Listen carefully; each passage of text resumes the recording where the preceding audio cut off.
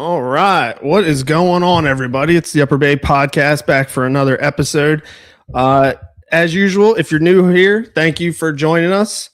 We appreciate all the support. If you're not new here, thanks again for tuning in for another episode. You can find us on YouTube, Spotify, Apple Podcasts, Facebook, Instagram. Mason, what is going on, dude? You shed hunted today, correct? Yeah, I did a few hours after work. Nice. What is the shed total up to? 33. 33 and what's the goal? 100? Okay, what's the reasonable goal? 60, but that should be achievable, but there's a lot of people walking this year, so okay. All right. Just gonna see what happens. I'd rather have quality though. Right. Well, Rich is supposed to join us, but he was having some issues. So is Lake Anna in Virginia? I guess. Is that where that's at? Wherever Lake Anna is where Rich is. And he was headed back from the boat ramp when he tuned in. So he's gonna check back in with us once he gets into the house and on some Wi-Fi. And we'll get a little fishing update from him. But today we have two fellas that are from the South, and these guys are true diehard deer tracking dog guys. And I never know what to say because I don't know if it's deer tracking dog or if it's dog tracking. Because when I say dog tracking, I feel like it's like talking about dogs tracking other dogs, you know? Yeah. But so these guys are the real deal. I'm gonna bring them in here in a minute. Dustin King, I've known this guy for a long time, straight from Alabama, is about as southern as he gets. And then he's bringing in one of his buddies here, Ethan, and this is gonna be the first time that we're rolling with Ethan and talking with him. So let me get these guys added in here. Let's see. I'm going to bring in Dustin. Dustin, can you hear us? Got you, man. What's going on, buddy? How you doing? Good, man. How are you? Good to see you. Yeah, good to see you, man. All right, now let's bring in Ethan here. Let's see if we can figure this technology out. Ethan, you got us, bud? I'm with you. All right, let me blow up the screen here so we can see you. What's going on, man? Thank you for joining us, Ethan. I appreciate it, bud. Yeah, I appreciate you letting us come on here. Look forward to it. Dustin, what's up, dude? I feel like I haven't talked to you in a long time, man. I don't know. See, it's been a long time since we've been on since a fishing trip on Zona's boat, right? yeah. So, a little back history of how I actually met Dustin is, I don't even know, what was that? 9 years ago, something like that. Back in 2017, I won a fishing trip through Boat US, and you worked for Boat US at the time, correct? Yeah. And so that trip was a smallmouth fishing trip up to Michigan with Mark Zona and the Dustin King himself. And that is the first time we met. And we've kept in communication since then. But that was a good trip, man. That was a lot of fun. Yeah, you become best friends on trips like that. yeah, that was a good one. Whenever Rich gets back in here, he actually knows Zona too. Oh, does he? Okay. Yeah, he's Rich works for Bass University, so he's got a lot of connections in that world. Absolutely. So what? So you don't work for Bass U anymore, correct? No, you don't work for Boat US anymore. Do not work for Boat US anymore. I still do the boat insurance gig just for a different company, and then train dogs with Ethan as well. Okay, all right. And then Ethan, tell us a little bit about yourself, bud. I mean, so everybody knows you're from Arkansas. Is that where you were born and raised? Yes, sir. South Arkansas. South Arkansas. What part is South Arkansas? Because I don't know much about Arkansas. Man, it is a lot of timber industry, oil and gas industry. So it's just pine trees down here. We're fixing to be in pollen season is how we measure spring. God, pollen season already? Oh, we got about 4 more months before we hit that here. Yeah, we're talking about getting another 5 inches of snow here in the next day or two. No, buddy. This morning the turkeys were gobbling and strutting. They're ready. God, must be nice, man. Must be nice. Are either of you doing any shed hunting down there?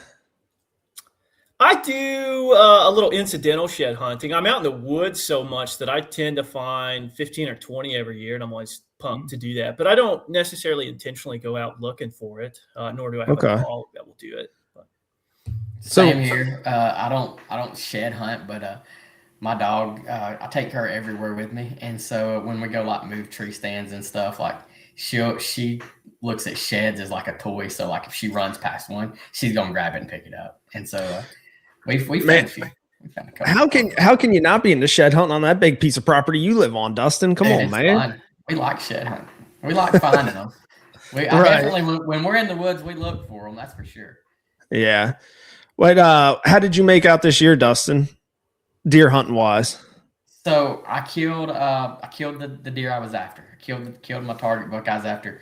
It was one we had 5 years of experience with. Had him on camera since he was a spike. So that was a neat deal. But I don't kill a whole bunch of deer. Just try to kind of pick out one or two every year to. I mean, it seems like it works.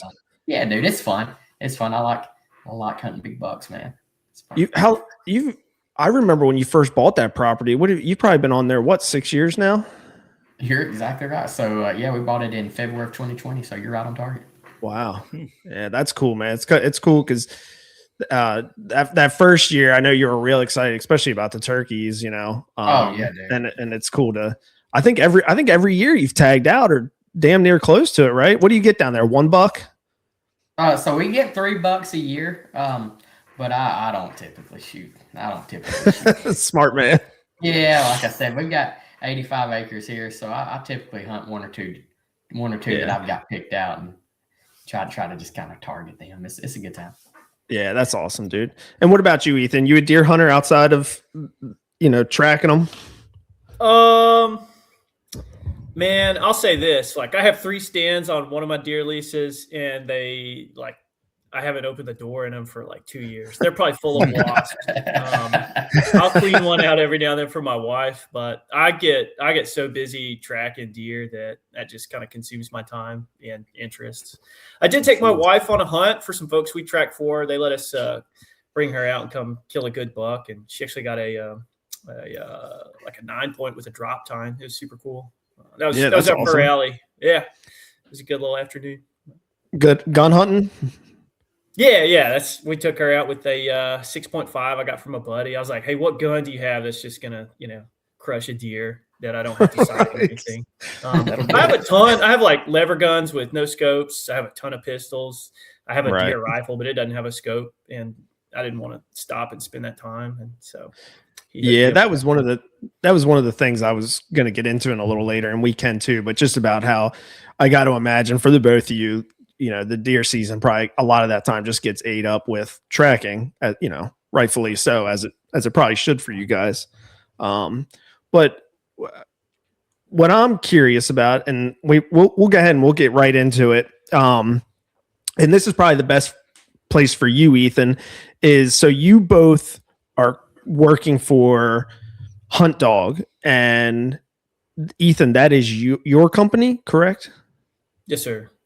And so can you, and Dustin sent me a text with, a long text with everything about it. So I am familiar with it, but I want you to go ahead and explain to everybody, just kind of give us like your quick little synopsis of like what exactly Hunt Dog does, and how it operates. Yeah.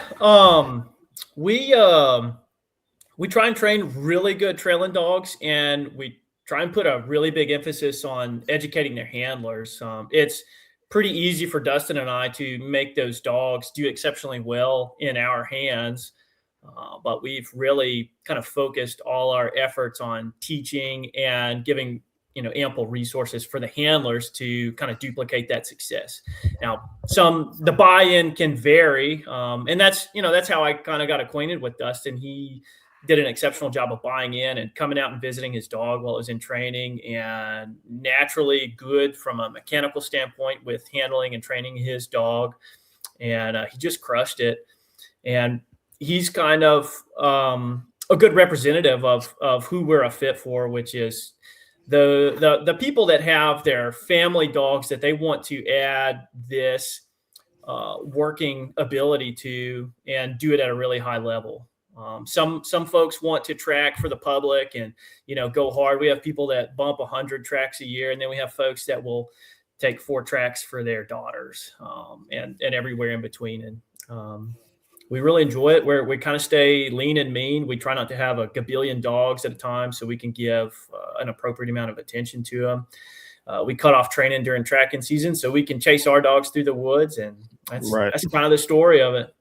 That's cool, man. And I want to get both you two. How exactly did you start, with blood tracking? How did you get into that? And we'll start with you, Ethan, and then we'll hit you, Dustin. Try to split it as equally as possible. But yeah, so just, how did you go about getting into it? How did you learn? Did you learn from somebody?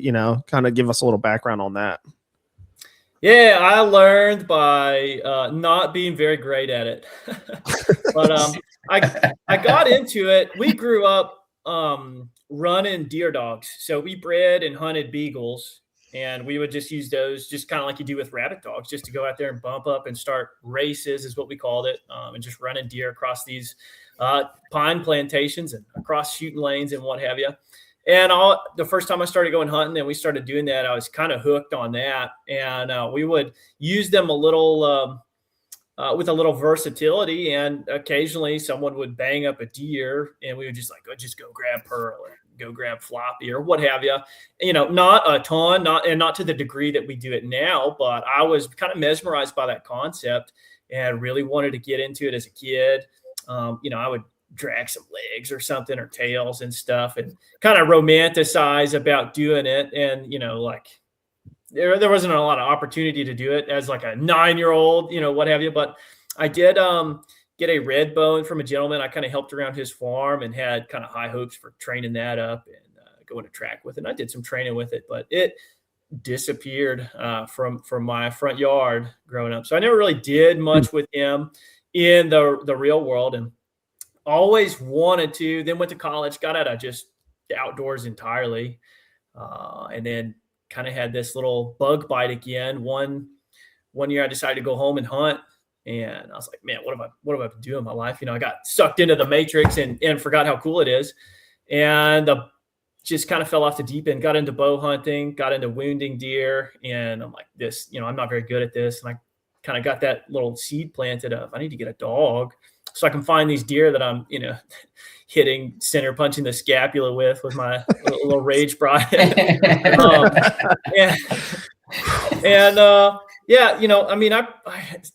It may sound bad. I probably wounded 3 or 4 deer in, a handful of years. And finally it was like, I'm getting a dog, and got one, and kind of a stray dog, and rolled with it, and really haven't bow hunted much except to, give my dog some experience and throw some meat in the freezer. I mean, I'd smack him in the backyard, and it has spiraled out of control.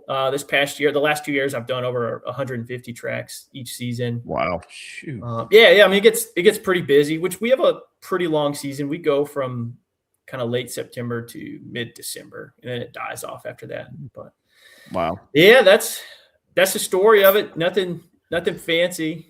Just it always blows my mind about you Southern guys, how they, because in the past the deer hunting with dogs thing is huge down there. And it's like it's just crazy. It's just, I mean, we don't do that here, so it's it's foreign to us, which is kind of wild. But I could see how that would translate and eventually grow into wanting to track wounded deer. But yeah, that's cool, man. That's pretty interesting. And what about you, Dustin? Because you're especially interesting to me, because I mean, it's as long as I've known you, so you had, was it like a collie? Was it a collie mix of some kind originally? Still got him. Yeah. Oh, Max. Yeah. And I think you started with that dog, right?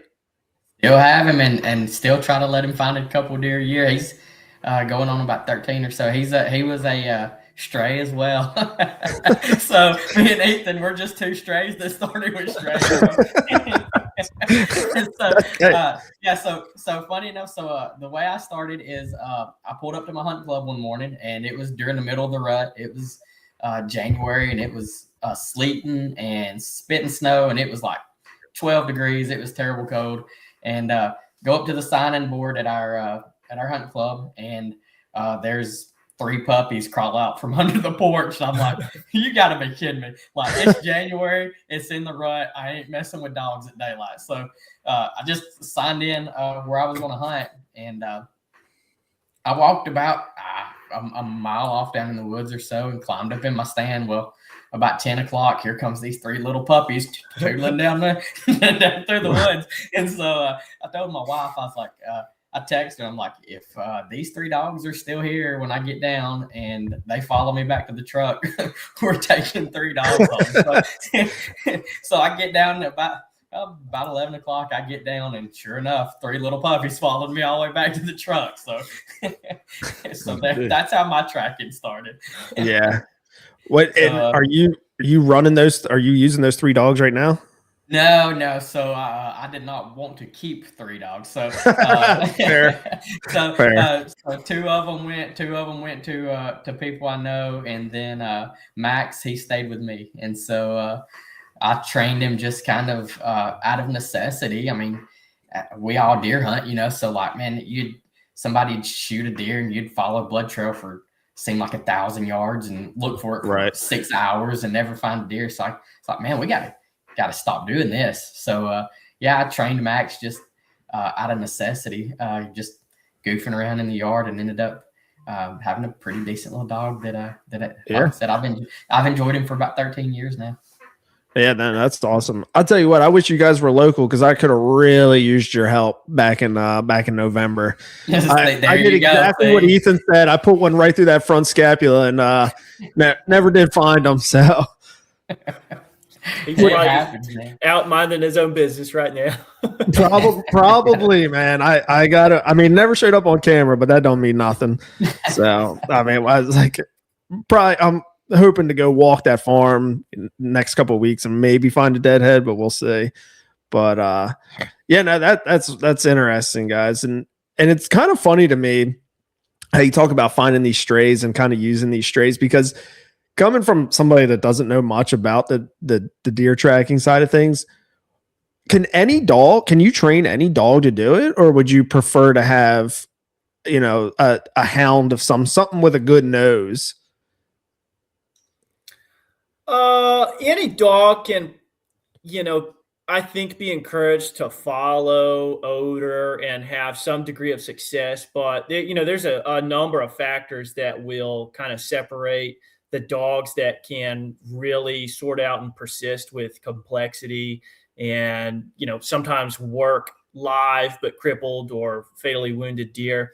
And then you have like your breed tendencies that may make it harder based on their natural hunt tendencies with what you need. So something that comes to mind is some of these like pointing, flushing dogs. Like you can have success with them. We've sent home some awesome dogs, but their natural hunting tendency is gonna cause a little friction with what you need them to do at first.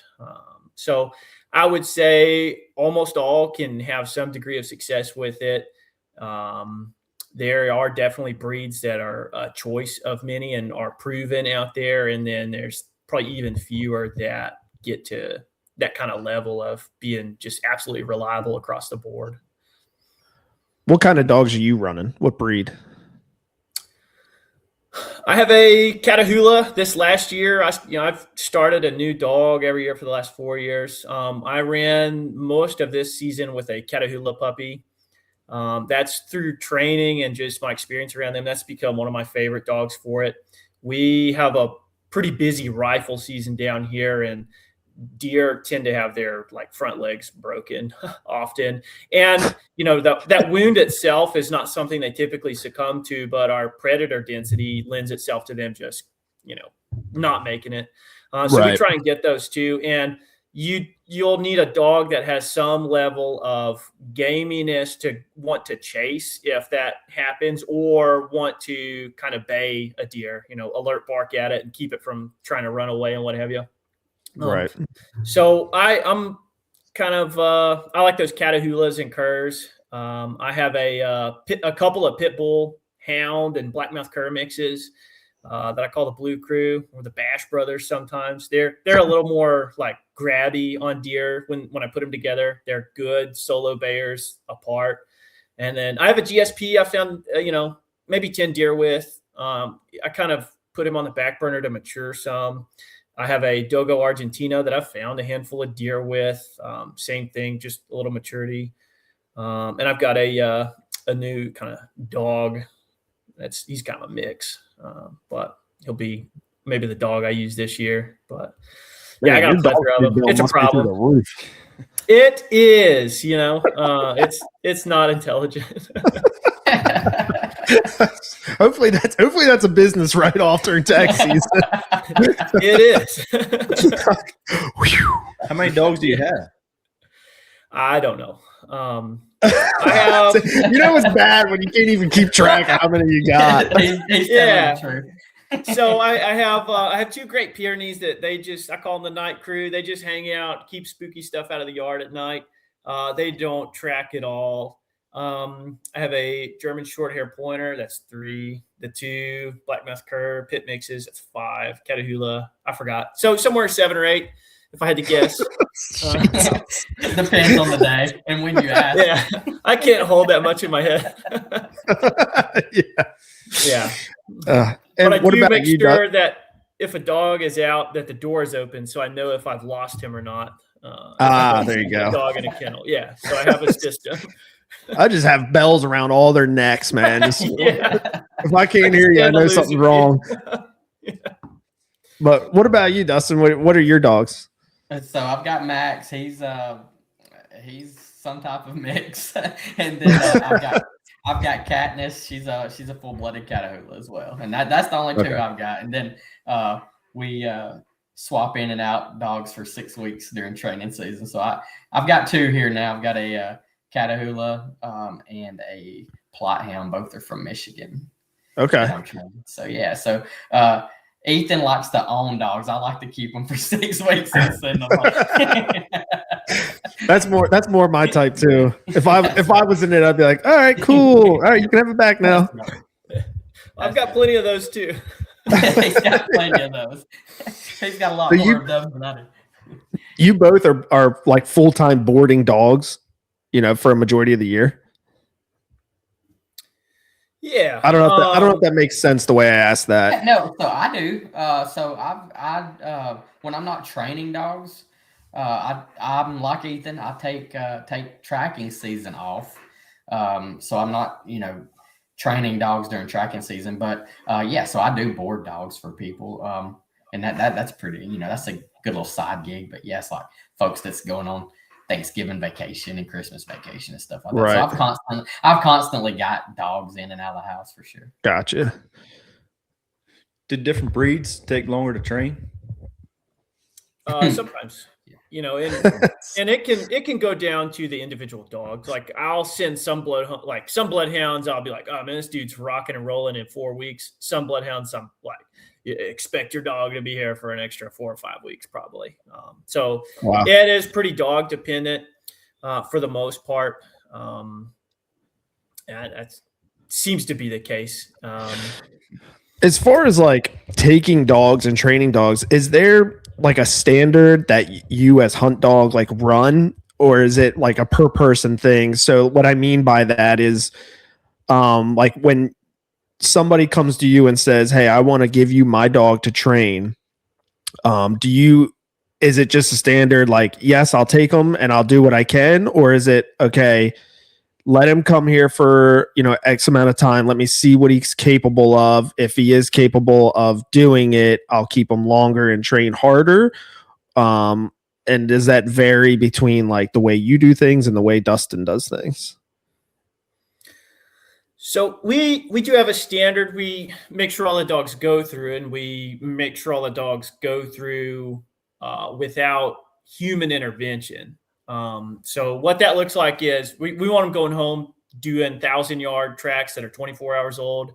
They've achieved large contamination. So like when hunters go in and look around for their deer, that creates vegetation disturbance, earth disturbance, obviously the human related sense. We want them to be able to discriminate between that and our target odor. We work through gaps. So sometimes maybe terrain or other things can cause there to be just chunks of the odor trail missing in the field. And we make sure they're capable of searching out the exits of those. Turns and scent puzzles is kind of what we call them, but like any kind of scent complexity where there's not just a clean line of target odor, there's target odor dispersed in multiple areas, and you have to kind of sort out the exit of that as well. So we make sure they're kind of independently doing those things before we send them home. But there is a mix of what you said where we do try and be honest with folks, like, this dog can do it. How much will it be able to persist in novelty or distraction or pressure from the hunter and handler?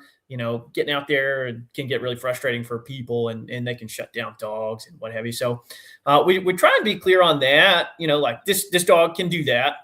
But like, is this a dog you want to track for the public with, or is this like a good dog for you finding your own deer? And, if there's something really complex, do you possibly want to consider calling someone else? And some of that also depends on, can the handler go out and get the reps behind their dog, learning them and maintaining that same relationship where the dog knows I have to do this work with the same expectations and standards as I did with Uncle Dustin or Ethan.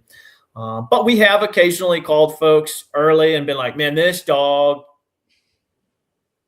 do you want some of your money back? It may not make it. We can keep it and focus on obedience, or we can keep trying, but it usually boils down to some sort of handler sensitivity or a real big kind of confidence issue around novelty, where dogs are just overly fearful of the woods, and seemingly maybe there was some early socialization and exposure foundation missing there, and their just kind of natural state is to be just really jittery and nervous around either people or objects or the environment, and that can really interfere with them doing good work. Right. I hope that answers your question. Yeah, no, it does. I think it's really important to what you said about this dog is good for the public, tracking public, and this dog is good for maybe you just want to keep it for yourself, to track your deer or your family's deer.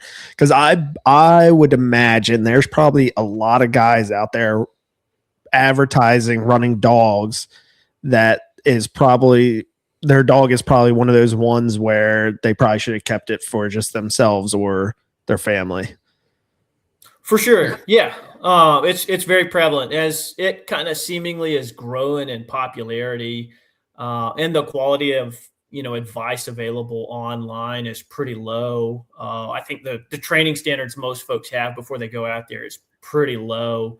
And they get out, and it is easy to make cool logos and websites and walk your dog up to the deer that you shot and it ran 30 yards and take your picture and, talk the talk and all that. And then hunters don't know the difference between a reliable team and, another guy. They both have websites or good logos and can speak on the phone and have pictures of deer in their Facebook and so on. So yeah, there is quite a prevalence of that in the dog world. Yeah, it's crazy.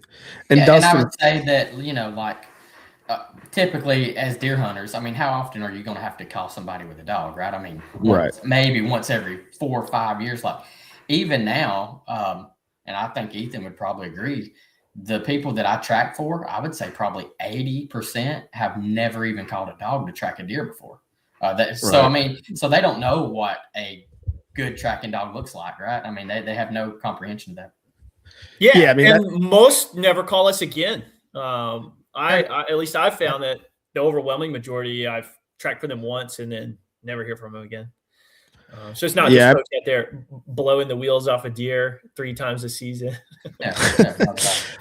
It's probably a little different down there too, because, and correct me if I'm wrong, but I would imagine a majority of your guys are gun hunters, right? Oh, for sure. Yeah. For like us, up here, we have a. I'm sorry about that. Go ahead. No, that's okay. I was I was looking at our harvest numbers the past few years, and that is, I think, over 70% of our harvest in our state is from a gun of sorts.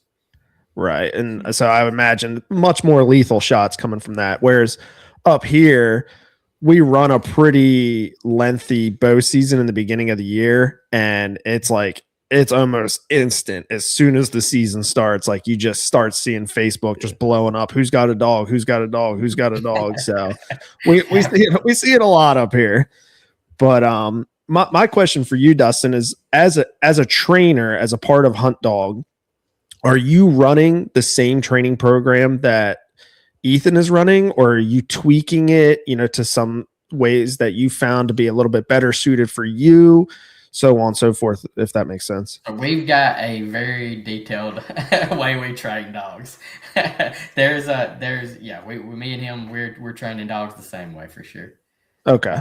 We've got Ethan come up with a great plan, and it's very laid out. We know exactly what we're doing, and we know every day for the 6 weeks, we know exactly what we're doing that day. There's very little, we leave very little up to guess for sure. Okay. Yeah. That's I was just curious because like I come from like a waterfowl dog side of things. I have a lab that I've trained a waterfowl hunt, and I've obedience trained and like that. And as far as like obedience goes, it kind of seems like everybody kind of trains the same way. At least up here with labs, they kind of train them the same way.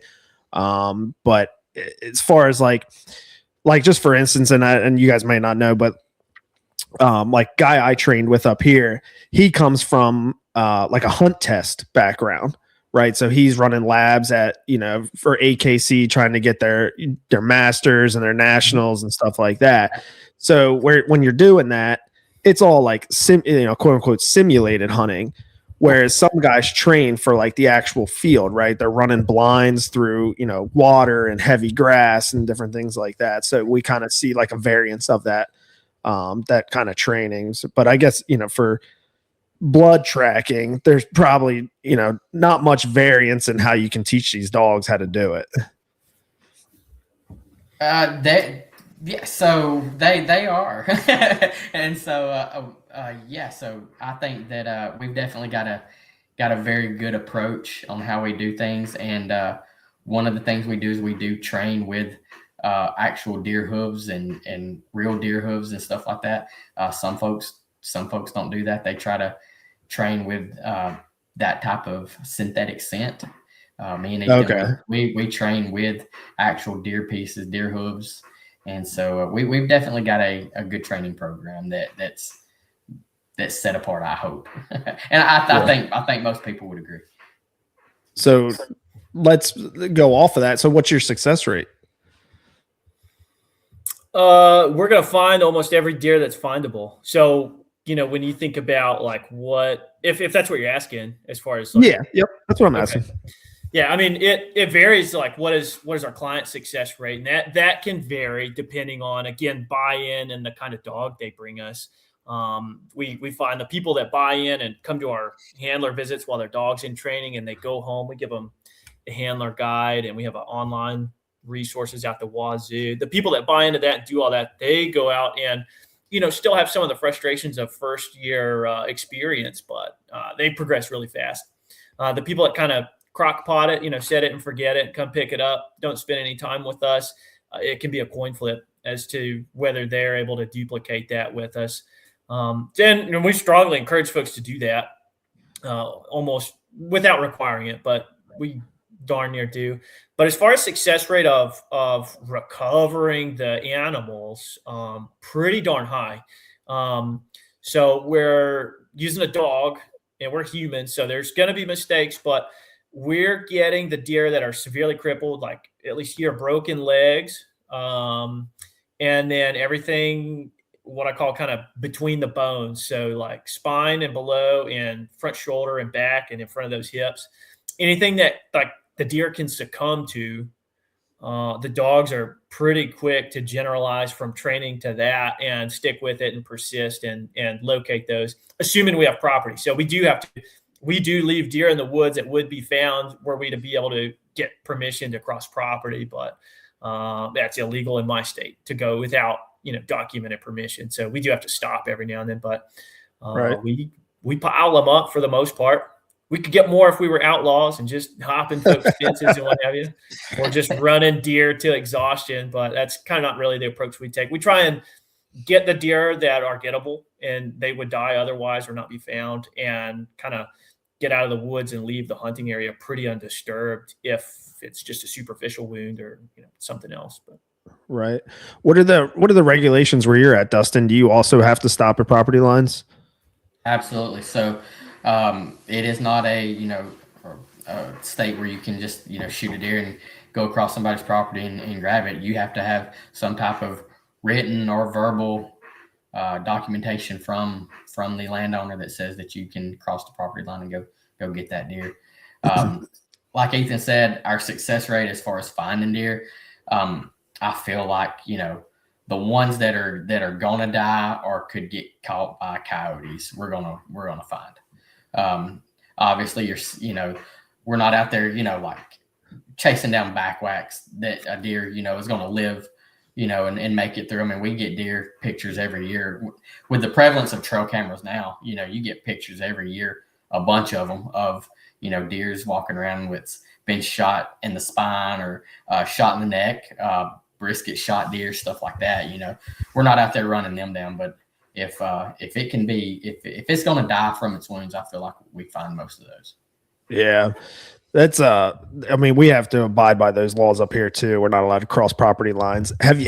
So I got to ask, have you ever had somebody, either tell you they had permission and they did not, or have like tried to be like, hey man, like nobody will know, let's keep going?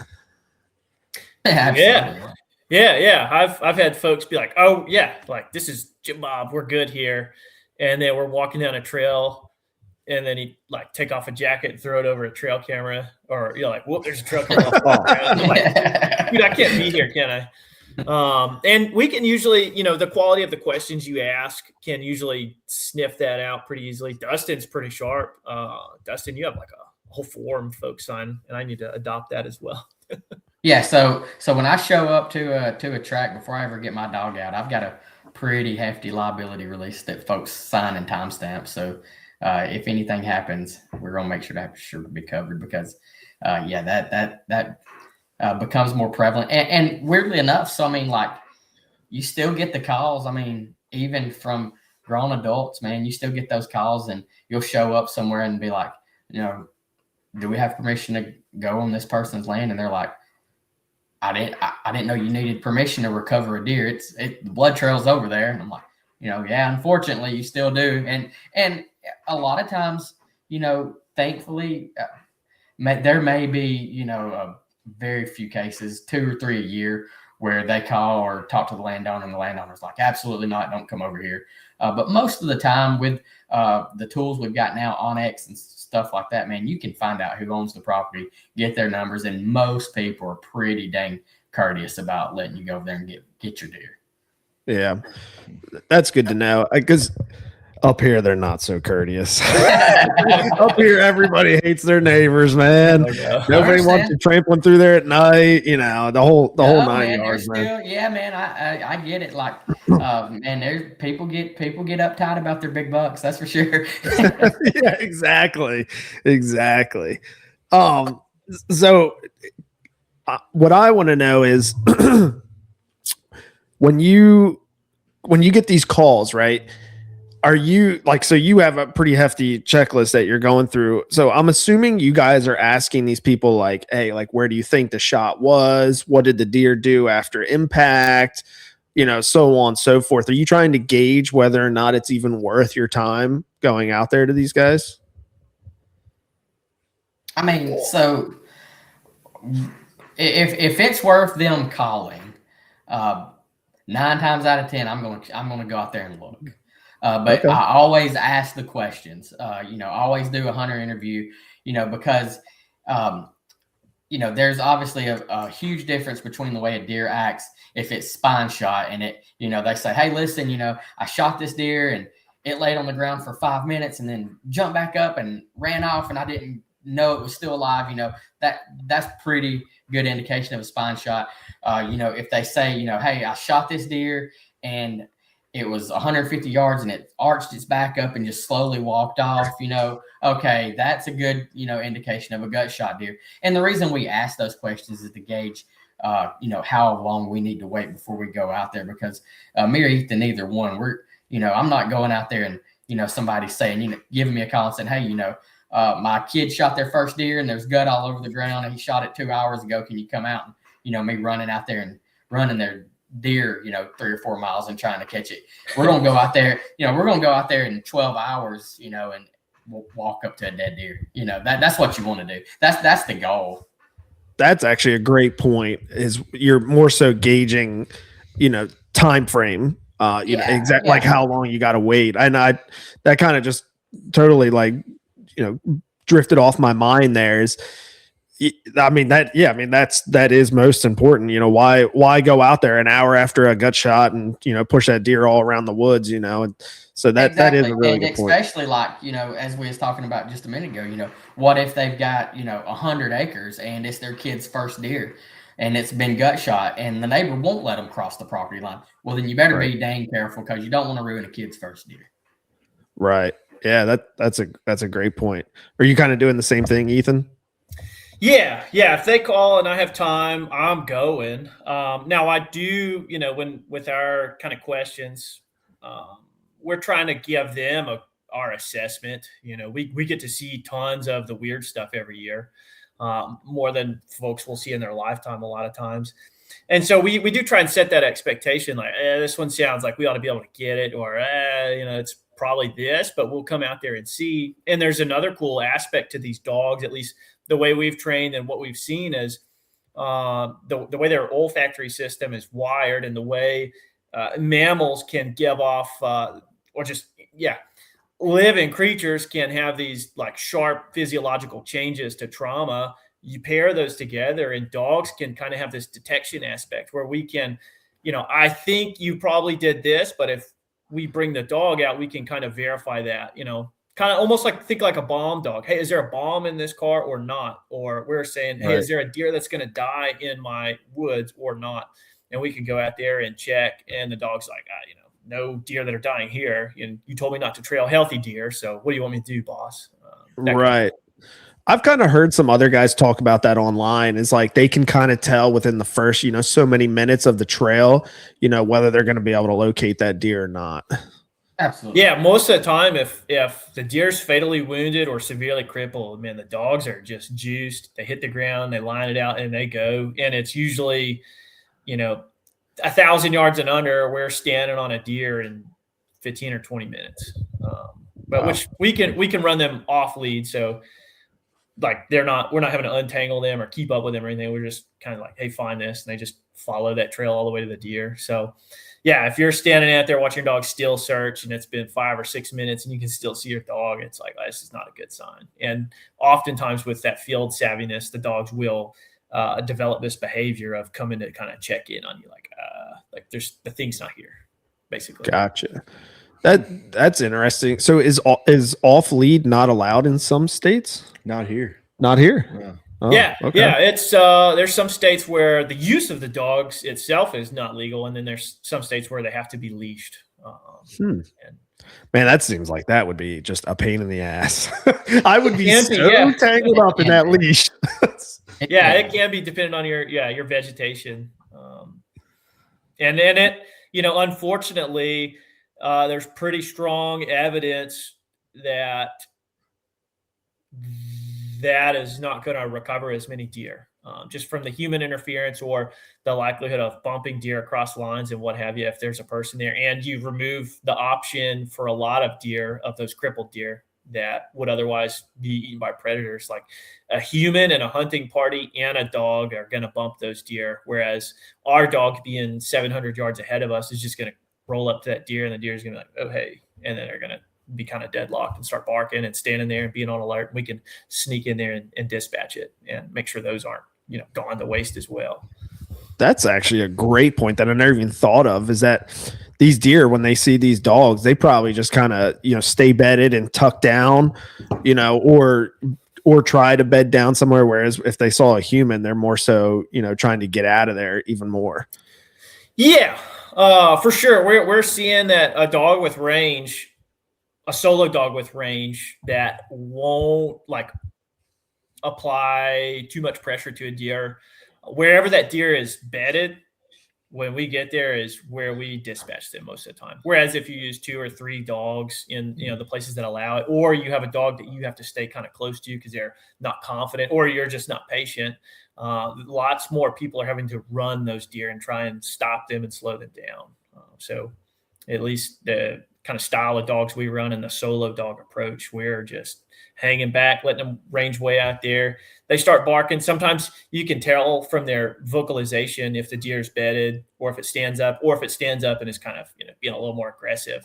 They'll kind of have a really slow bark or intermittent vocalization for deer that's like just like gut shot and just doing the nod and what have you. And you're like, okay, it's alive, right, but it's not like really trying to scrap with my dog or anything. And then sometimes you hear just like row, row, row, row, row, row, row. And then like you can hear the direction of it changing, and you're like, okay, this is some action. We got to be kind of careful getting out here and make sure we don't bump that deer with our approach to the bay. Right. Wow, that's kind of crazy. So I'm assuming, obviously, you have to be running like GPS collars on these dogs. Correct. And is that just like a Garmin unit of some kind? Yeah. Track and train systems. Most people run a Garmin, some run Dogtra. But yeah, we have the ability to see where they are, see where they have been, so we can follow the line they leave on our handheld. We can walk step for step with what the deer has done because the dog is doing that as well. And we can follow along behind them and see like, oh, look, there's blood, or oh, there's some gut there, whatever. Kind of learn what's going on by reading that. And we have control over them. That's the train system. So we can hit the tone button or whatever you trained your dog with, and right, come back to us in the instance of like, well, we've hit this property line, or we're getting close to a highway, or what have you. So we have full control over our dogs. Gotcha. Yeah, that's really cool. And this is good. This is kind of backtracking a little bit as far as training wise goes. Are you guys using like a certain particular scent off the deer, or are you just using any kind of deer scent, whether it be the deer hide, deer bone, blood, gut, or are you specifically looking for that scent off that gland that's between their toes? I'll let Ethan tackle that. Yes and no. So I mean, we use hooves and a large part of the leg as well. So that has quite a bit of the odor profile. There's a lot of things going on with any deer, regardless of health status. But no, we exclude some things because they're not really worth isolating, and they're not given appropriate kind of information to the dog. So like, for instance, if we just use doe estrus to train our dog, then we get out to a place where 3 does have been in the last 12 hours. And we're like, find this wounded deer. And our dog hasn't really generalized what a wounded deer profile smells like. They're going to default to the strongest doe estrus, for instance. So we try and stick with those hooves because they're going to have, a little probably bone fragmentation, not much, probably some bone marrow, things that are exposed and not exposed in a healthy deer. They're going to have some blood residue. They're going to have contamination from whatever the wound was, probably as well, from the deer we got them off of. We use tracking shoes, so they're going to leave some of the somewhat similar like hoof indentions in the dirt. And yes, they have that gland in between their hoofs, their toes, and its profile, from what I understand, can change depending on the health status as well. But that's not really our whole focus. There's other things going on besides just that gland. For instance, just the animal itself has a change. And an easy way to think about this is if people are familiar with dogs that can detect somebody's about to have a seizure, or someone is menstruating, or someone's pregnant, or someone's blood sugar is spiking or plummeting, or certain kinds of cancers, humans, animals, whatever, when we undergo any kind of like physiological change, we're a pile of chemicals just, doing stuff, and dogs have a crazy sensitivity to that. So they can tell these things. So what really is going on is that hoof has a lot of elements, not all of them again, but a lot of elements of a deer that has died, obviously, because we're not using healthy deer to train them.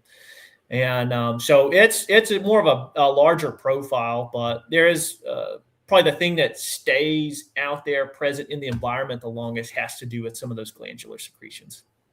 Wow. If that makes sense. Man, you know a lot about dogs, dude. Good Lord. It's very impressive. How long have you been doing this? Just, how long have you been training? So professionally and like for the general public, this is our 3rd year. So I would just have like a dog in the kitchen here and there before that for somebody I knew, and then my dogs. But I can't do 1 foot in anything. I mean, I used to be in finance and managing large sums of money, and just kept getting drawn to the woods, and finally kind of left. And I would get asked all the time, "Can you train my dog?" And occasionally I'd be like, "I got some time." And then finally, a little encouragement from my wife. I'm like, "Okay, yeah." And then I'm like, "I train dogs now for everybody." And then like, bam, I was just filled from the whole year and have stayed steady since. Man, good problem to have. Yeah. So far, yeah. And good for you for taking the step of leaving a cushy job, to go do what you really want to do. Yeah, man. There was not many, this was like a Forbes top places to work. And I did not have a lot of support for that. My wife was like, "Oh, go do it. No brainer." She's like, "You hate your job."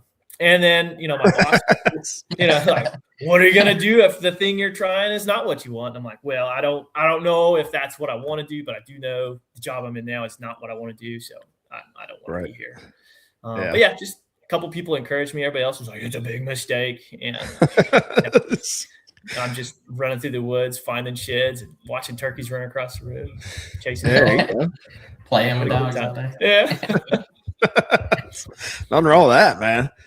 But so I gotta ask, and I hope you guys are okay with me asking, what percentage of deer are you, and maybe you don't know because you guys are mostly gun down there, what percentage of deer are you not finding as far as mechanical versus fixed broadheads?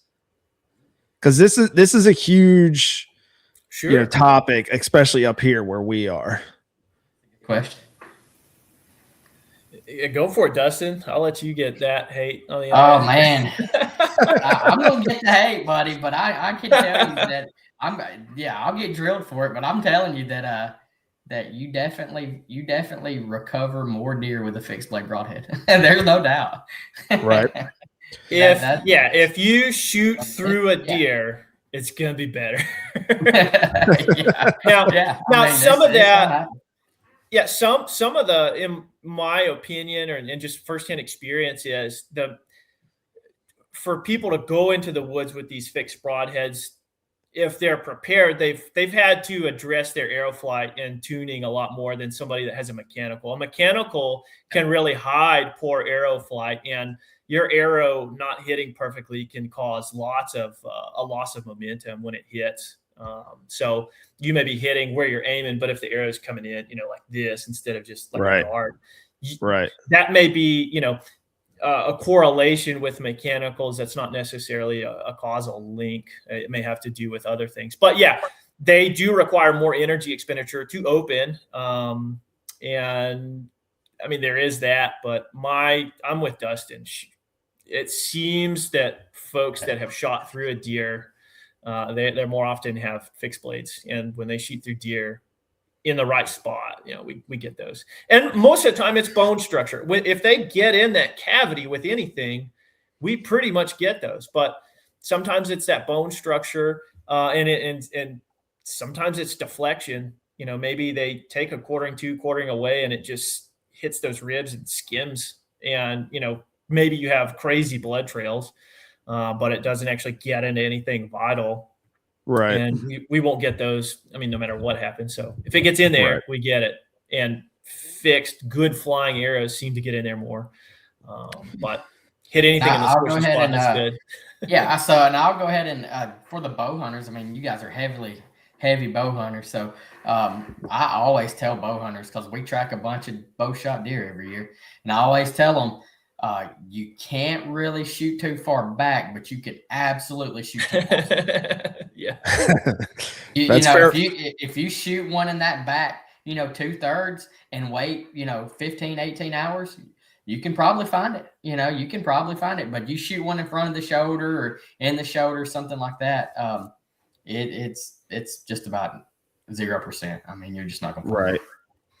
And then as far as, fixed blade and mechanical blade, I'll get some more hate for this, but I shoot a mechanical blade. So no hate, but mechanical blade broadheads did take away, something as far as like people having to practice. I mean, you can take a mechanical blade broadhead, dude, and screw that on the end of an arrow, go out there and hunt. And guys shooting mechanical broadheads, man, they practice more. They have to. Right. What's your aim point though? Now that you've been tracking relative to kind of this is a good question.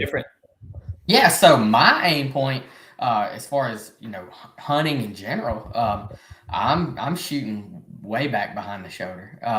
I've found that just through all the deer I've tracked, man, you can hit it. People would be surprised at how large a deer's lungs are. So you can get way back off that shoulder and play it safe, and you give yourself, if I screw up this shot and shoot 2 inches forward, I'm still going to kill that deer. If I shoot 2 inches backwards, I'm going to have to wait 10 hours, but I'm still going to kill the deer. So you can give yourself a lot of room and behind that shoulder. It's typical hunter fashion that everybody shoots, got to put it right behind the shoulder, right in the crease. That's just not the case. And that is not a safe option. I can guarantee all of our archery targets and articles.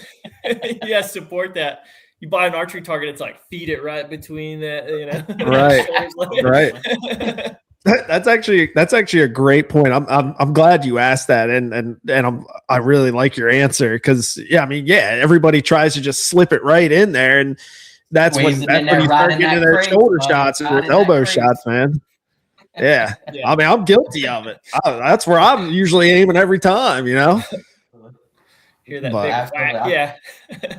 That's controversial too. I tell people, take that crease where you're aiming and drop back about 3 or 4 inches, and you're a lot safer.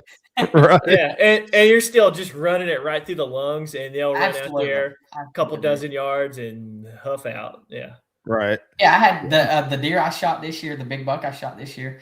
Had somebody send me a message that's like, "Did you gut shot that deer?" And I'm like, "That deer didn't run 60 yards, bro." I smoked that deer right through both lungs. But people just don't realize, like, when you go to gut a deer, people don't realize like how large deer lungs are, and you can get pretty good ways back and still smoke them suckers, dude.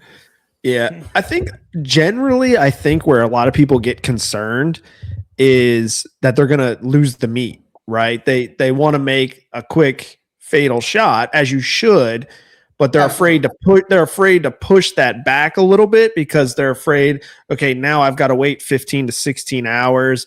Here, I mean, you guys know, you live where it's hot. Like it can be pretty warm through November here, and you leave a deer sit for 15, 16 plus hours. It's like, how then you're kind of riding that line of, does the meat spoil? Does the meat not spoil? Dang, I'm gonna toss you a curveball, buddy. Ethan knows where I'm going. If it took that deer 12 hours to die and you find it in 13 hours, is the meat gonna be ruined? No, because he's only been dead an hour. Great point. I don't know, man. Yeah, but I mean that does increase the risk of like meat spoilage, of being wrong about what you see. But there's something cool that happens once you get behind the diaphragm, is like, if you find your arrow, it's gonna be pretty apparent if you smell it. You're gonna know that something's back there.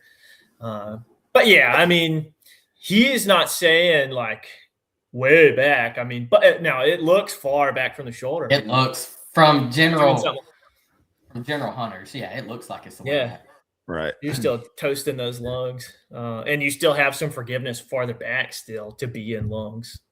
Yeah, that's very interesting. So are you guys trailing a lot of deer that don't get a full pass through? Are you getting a lot of those calls? Yeah. Often during bow season, it's the pass throughs we get during bow season are either through the back straps, and they're like, I hit, in the what do they call that? What's that? Man's land. No man's land.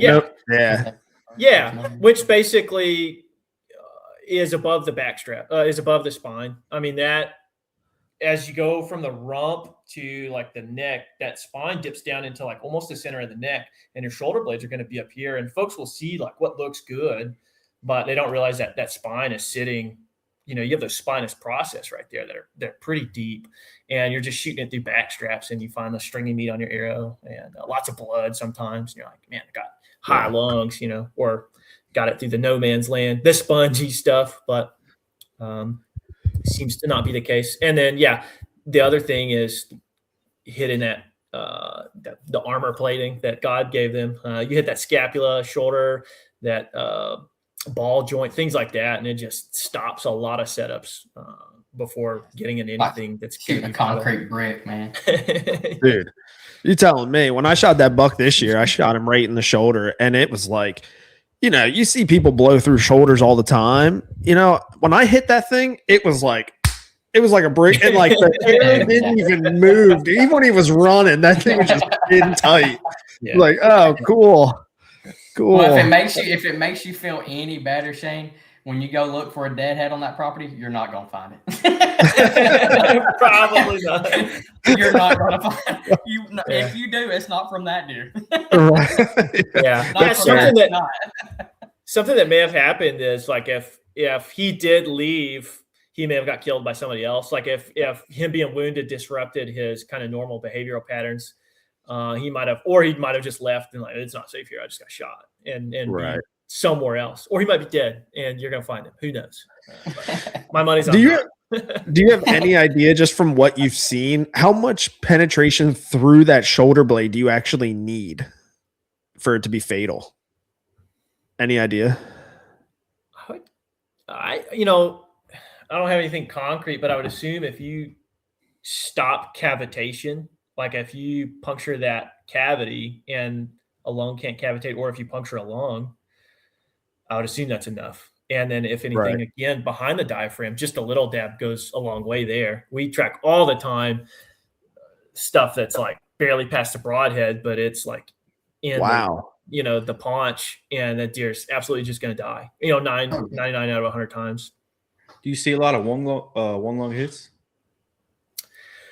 Probably. I don't do like necropsies or anything. But yeah, if it hits and it doesn't get stopped by the shoulder and it's below the spine, we're probably gonna get it. Damn. And I could have really used your guys' help. God damn it.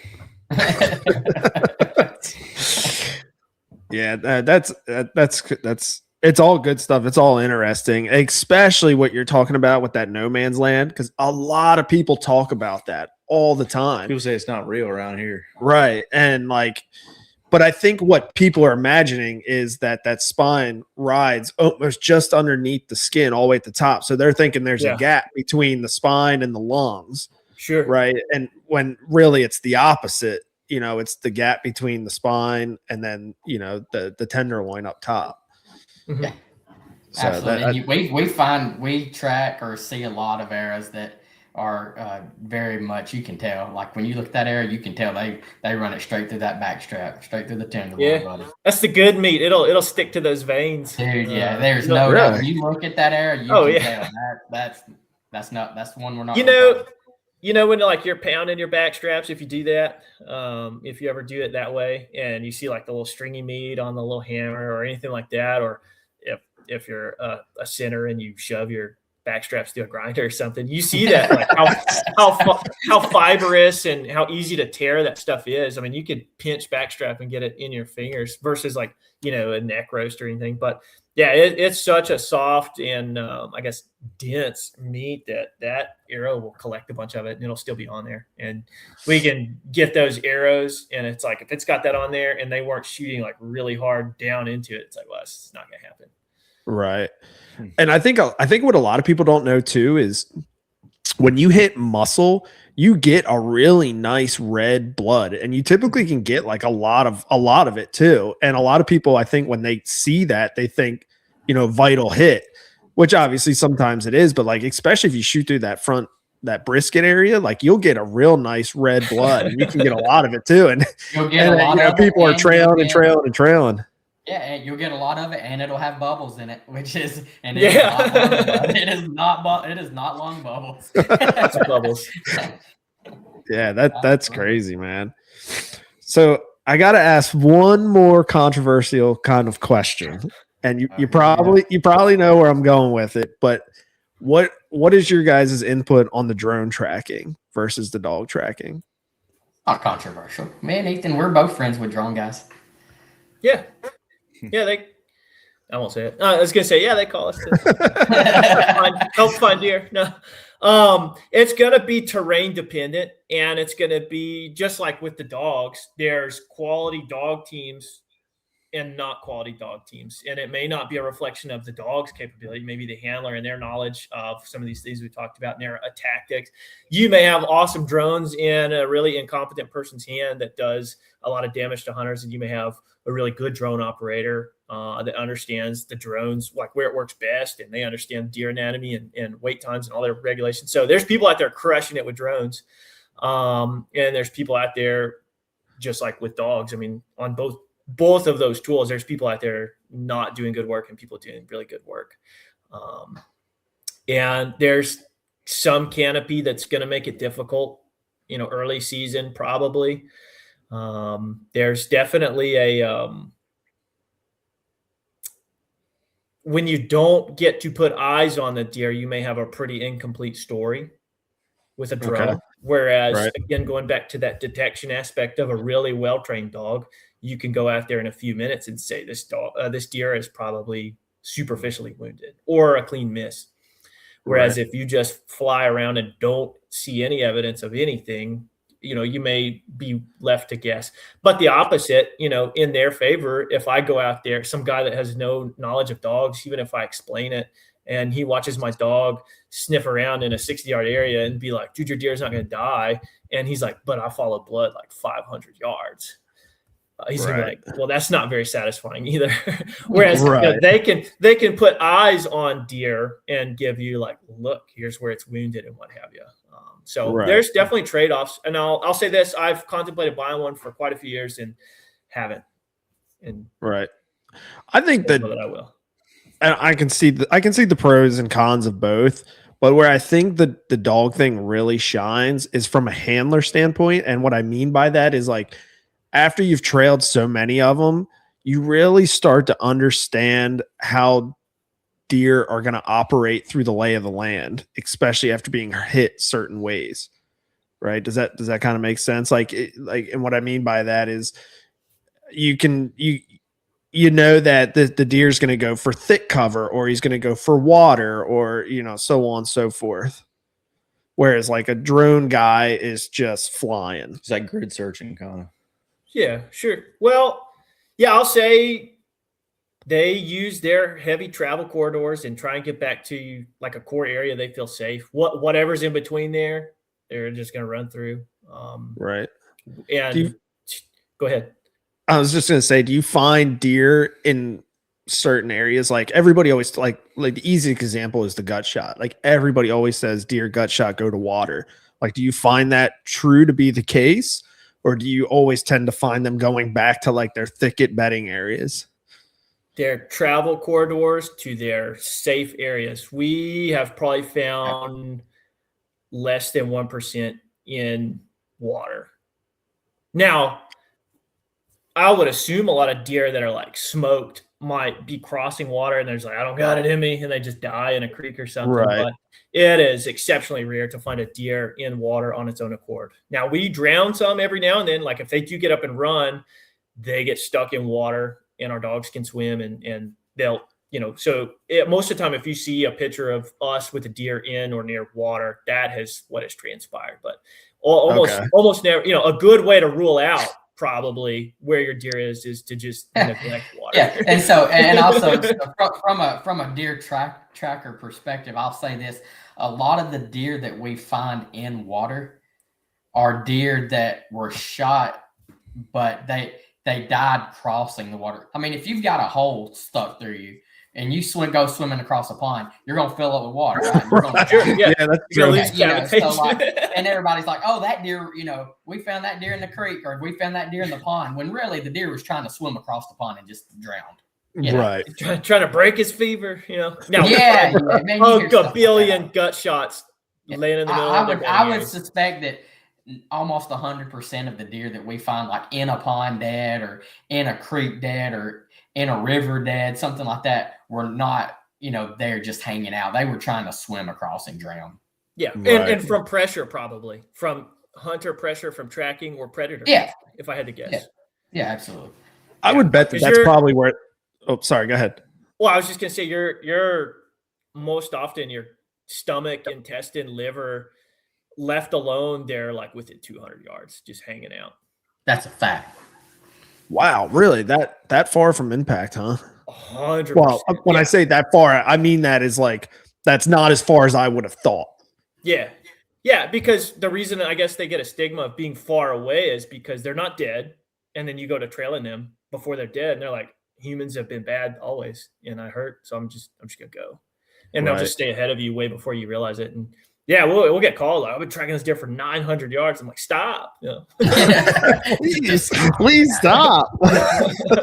Yeah, I mean, like if somebody calls me and they say, just got down out of my tree stand and shot a deer and there's gut all over the ground, what do I need to do? Like, leave, man, leave and get out of there. And almost 100% of the time, that deer's dead within 300 yards. Like, it just run just right out of sight and bedded down. Yeah. Dude, you know how hard it is to leave, though, man? Like, especially when there's not much blood. I'm a deer hunter. I get it, man. I get it. Dude, I can't tell you how many times where I like see a couple drops and like in my head I'm like, I should probably back out, but the little devil over here is going, I bet there's more blood another 100 yards up that way. There's a dead deer in 100 yards. Just go get it. Yeah. Don't ask Facebook. They'll be like, that deer is smoked. Yeah, absolutely. So post a picture of your hit site on Facebook, and it's got like gut and corn, and they're like, "Oh, that deer's dead. Go out there, go get your deer." No, it's not. Don't do that. That's funny, man. It is tough. It's hard. It's hard to make that call. So, coming off of that, what would be your piece of advice to somebody? Obviously, if you find gut, like that's clear sign, like back out. But outside of that, what would be your advice to somebody? Are you saying like if you think the shot was back out immediately, or are you like what would your piece of advice be? Yeah, I would say if first off, like you said, if it's gut shot, just leave. I mean, you just back out. You're going to find that deer. That's going to be a deer you find. So if just leave it and come back in, 10 hours or whatever, 12 hours, and go find your deer. Anything other than that, if you track it, man, especially with a rifle, if you track that deer 100, 150 yards, man, I'm getting pretty dang sketchy about it. If you went 100 yards and you don't see a dead deer, man, you better be careful. Yeah, that's pretty rare for like a good long heart, some kind of chest wound to be traveling that far. You see it every now and then. We track some dang good shots. They were like, why'd you need us? Holy moly. And it's like 300 something yards out there, double lung, just all get out. Weird stuff does happen. But yeah, if you got hard evidence of something that's behind the diaphragm, pump the brakes. If you got hard evidence of like a leg shot, like if you have bone fragment, stop too, because you probably won't be able to catch up with that deer as well. But yeah, if you go from my friend, his name is Matt Berger in Michigan. He says if you go from trailing to searching, that's when you need to stop. Okay, I think that's a pretty fair rule. Yeah, that's actually a great little piece of verbiage there. Because what's that? I said I like that.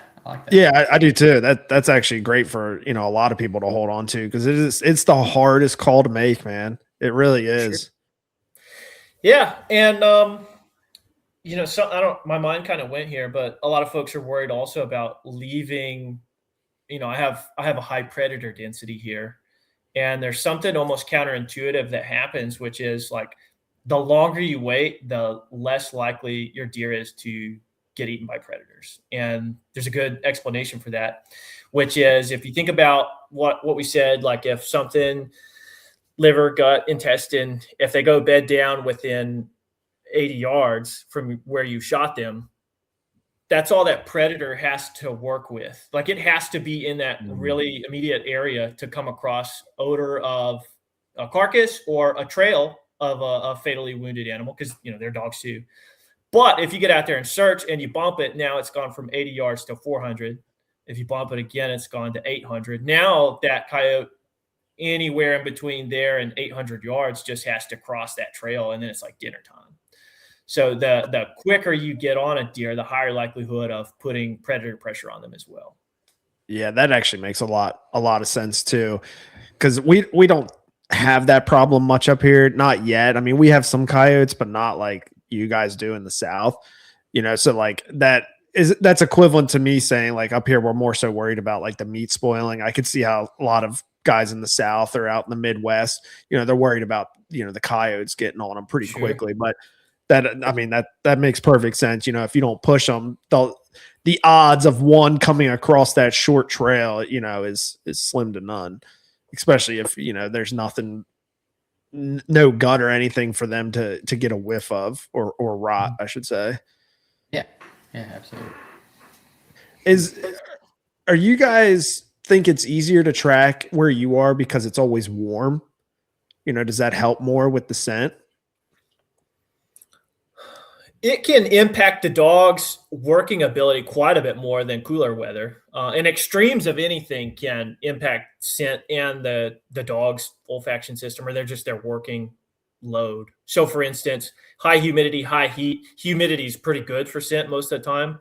Heat can be, something that helps scent degrade faster. So that can be kind of a negative. But if your dog is having to get into pant mode really quickly, it's not a perfect trade-off between panting and scenting, but panting is rerouting a lot of that effort into cooling, and less is going into their olfactory system to process. So in hotter conditions, maybe not so much the scent, because we're regularly getting into the 30 hours plus with no problem, with a good, well-conditioned dog in early October, 70, 80, 90 degrees sometimes.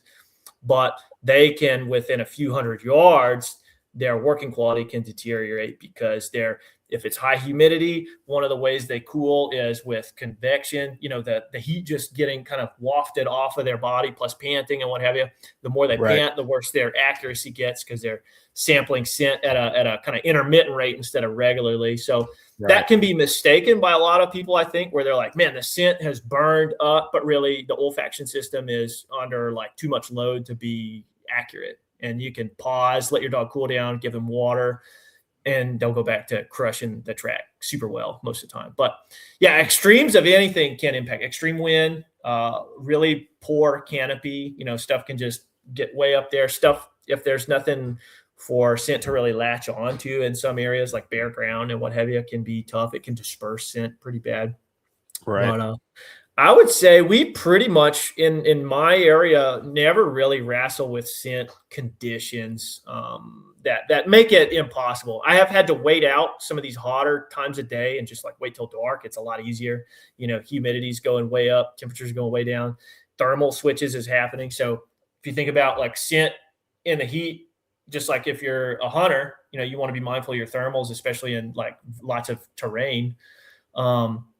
That scent is kind of rising with the air in rising temperatures. And then when it's cooling, that scent is going to be drawn down again with cooling temperature. So we have seemingly seen times where scent is, a lot of it is suspended above what a dog is able to kind of recognize, and waiting until dark has resulted in the dog having like no issue finding it again. So I assume that's what happens. And, some evidence to support that is like how vultures go out and hunt for things. Like they're not spotting a mouse carcass from like 600 feet up in the air. Like they're up in a scent column.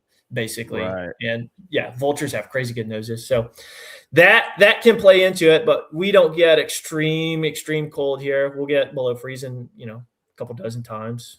And we don't get crazy hot. I mean, we won't get into the hundreds during deer season, but I like trekking to the south.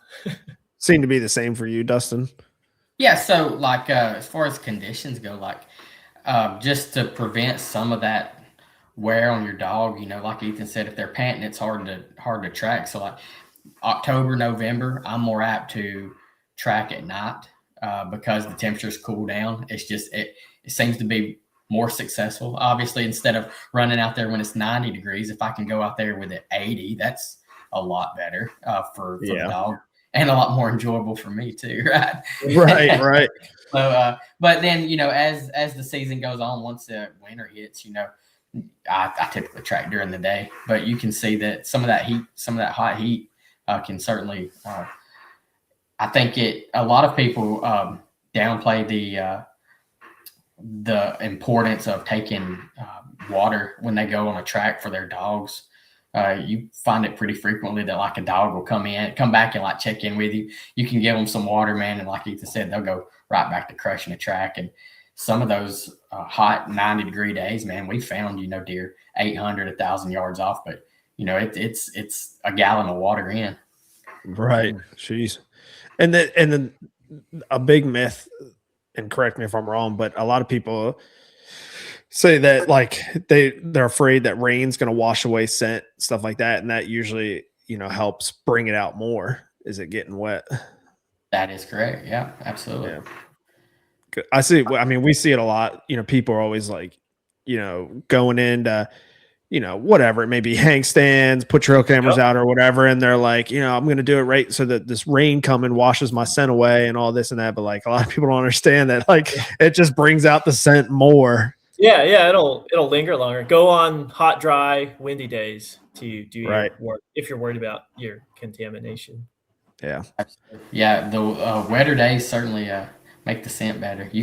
Dogs will track better in wet weather. Yeah, It takes torrential amounts of rain to really impact the dog's ability to follow that. I'm assuming like flash flooding. Obviously, it's gonna.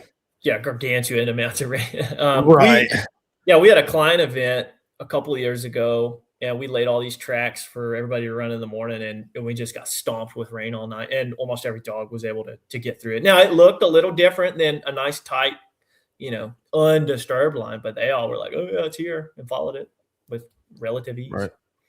Nice. Very cool. Well, I don't want to keep you guys held up too much longer, but so let's close it out. And what I want to do is each of you, Ethan, you can go first, just give, 2 or 3 pieces of advice to somebody as far as, as a hunter, what we should be doing or what should we be doing better, when to track, when not to track, when to call you, so on and so forth. Something that is just kind of like a little guideline for people moving forward in the future. Yeah.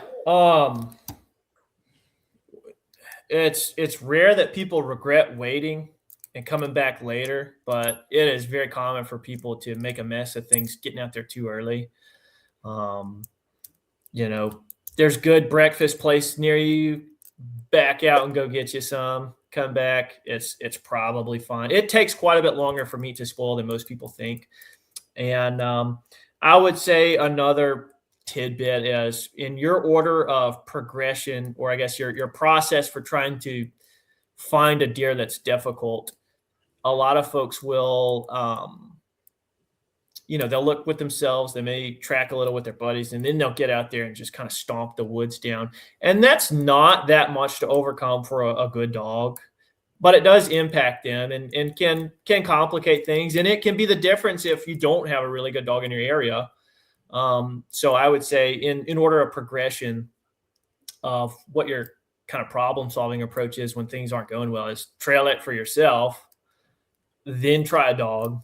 And then if you feel like you came up empty with that approach, or a drone or what have you, but if you felt you came up empty with that, then go out and kind of shred the woods in whatever manner you feel. Because if you're using a dog that scent environment does matter. So, just save that kind of contamination for afterwards. It'll be fine. Right. And shoot them in the squishy stuff farther back, and then I'm not advocating for like anything diaphragm or farther back, but like those lungs, like Dustin said, I mean, they're substantially bigger than your Walmart archery target is going to represent. So get on the internet, look up like the Anatomy Hunter. He's a good social media follow. The dude is all about like accurate depiction of deer anatomy and lethality, and stay away from the armor plating. It kind of sounds crazy, but like with archery equipment, it's a lot can go wrong even with pretty good setups. Stay far off of that stuff. Stay in the lower part of the deer, and waiting is a good idea. So I hope that helps. Yeah, no, that's all great stuff, man. The armor plating is real. I know a lot of people think they can blow through it, but I'm here to tell you that you cannot from personal experience. All right, Dustin, give us a few things. We'll do something a little different for you. Give 2 or 3 pieces of advice for somebody that may be wanting to get into training their dog to do some tracking or how they should go about it, or what they should do, etc. Don't train your own dog. Go to huntdog.org and find our website. Man, what a plug! What a plug! Don't do it. No. Like Ethan said, any dog. I mean, I've said it myself. I mean, I've had clients call, and any dog can learn to track. That's how dogs live their life. They live their life with their nose. Right. So they can learn to track. And just decide at what level you want to do that. If you're wanting to just track for friends, family, sure, do it yourself, and I think you can certainly do that. Someone that's wanting to track, at a high level, 80, 90, 100 tracks a year, need to dive in a little bit more about how dogs learn, not just go out there and drag a deer leg around the yard. There's definitely a way that dogs learn, and you can definitely create a dog that tracks to a very, very high level by doing your training correctly. Right. Well, cool. Good stuff. And just some tips, just a couple tips, for hunters.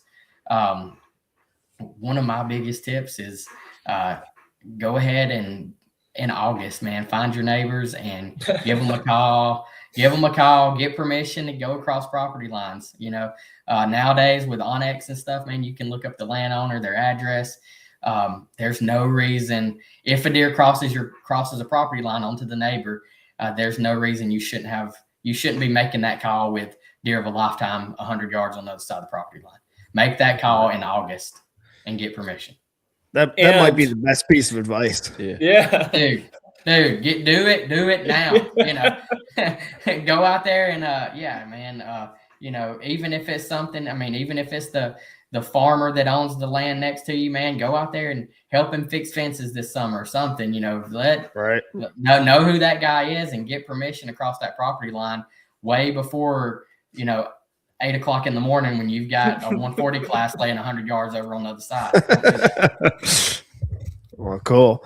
I think I'm going to try something here. Hold on one sec. Let's see if this pops up. All right. So there should be a QR code up in the top left corner if you're watching this video. That is for huntdog.org. So if you're interested in, getting any training advice or anything, whatever your website has to offer, you go ahead and scan that code and it should take you there. And I'm going to leave it up, for the rest of this episode here. But Dustin, where can people get a hold of you, follow you, anything like that? So they can follow our page, our Hunt Dog page. That's very simple, Hunt Dog on Facebook. Also, Dustin King, man, they can send me a friend request. I'm constantly, as you know, posting pictures of dogs and dog stuff. So me and Ethan both, we're always posting cool pictures of dogs. So if you like dogs, send us a Facebook request. There you go. And what about you, Ethan? Where can people get a hold of you? Follow you, whatever it may be. Yeah, the exact same. Ethan Young on Facebook. There'll be probably a bunch of good-looking dudes, and then there'll be one dude with a bunch of dogs that's not so good-looking. I'm the Come one with on, all man. the You're dogs. rocking the mustache. You're a handsome dude. Come on. If you see Don't sell yourself short. You're in the right area. Yeah, we have two pages. Hunt Dog, that's our board and train page, and then Hunt DIY. That's our kind of do-it-yourself online program for training your dogs. So both those are easy to find. Yeah, so Ethan kind of lets that fly under the radar and don't brag about that enough, but he spent over a year developing Hunt DIY. And so if somebody's truly into like wanting to train their own dog and trying to put out a very high quality tracking dog, he's got a digital program that's set up like a college course that you would take, and it's impressive. It's impressive. Very cool. Very, very cool. All right. Mason, do you have anything you want to throw out there? Anything to end it on? Not really. You asked some good questions. I think they covered it all. Cool. Well, look, guys, we really appreciate you hopping on here with us. We've been talking your ear off for a little while now. So I learned a lot, and I think a lot of people listening to this are going to learn a lot, and hopefully people just back out and call your local dog guy. So if you guys don't have anything else to add, we'll go ahead and wrap it up. Good, buddy. Appreciate you having us, man. It's good catching up. Yeah, you too, Dustin and Ethan. It was great meeting you, man. And we'll stay in touch. And maybe if I shoot another one in the shoulder, we just fly you and your dog up here to come find it for me.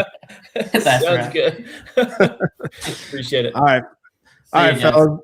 Well, we appreciate it again, and for everybody listening, this is the Upper Bay Podcast. You can find us on Facebook, Instagram, YouTube, Spotify, Apple Podcasts, and don't forget to scan that QR code up in the top left of this video if you want to go to huntdog.org. All right, guys, I really appreciate it. We'll catch you on the next one. Later. Yeah,